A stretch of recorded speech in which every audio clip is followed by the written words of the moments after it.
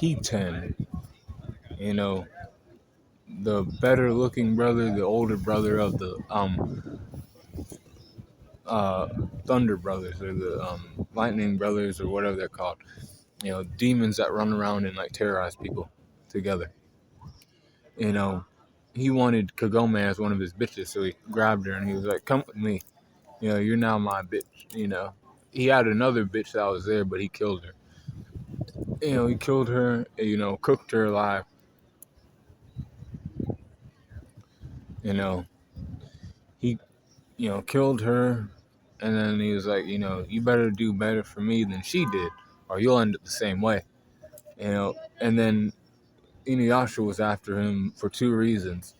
He killed Shippo's father, but mostly because he kidnapped Kagome.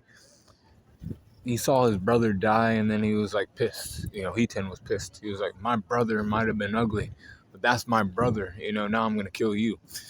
And he was fighting against Inuyasha for a while,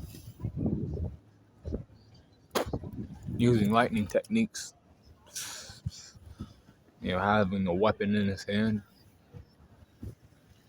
looking more like a human than his brother. He was defeated by Inuyasha. I'll say like mid to high diff, only high diff because he had other people to worry about. If he didn't have them around, that being Shippo and Kagome, he probably would have beaten them, mid diff to low diff. Hiten, died, Lightning, one of the Lightning brothers, he was season 1 villain. So his power score, right? 81 for his strength, 83 for his speed, and an 82 for his durability, 81 for his endurance, and then an 80 for his intelligence, 82 for his experience, and an 81 for his close skills.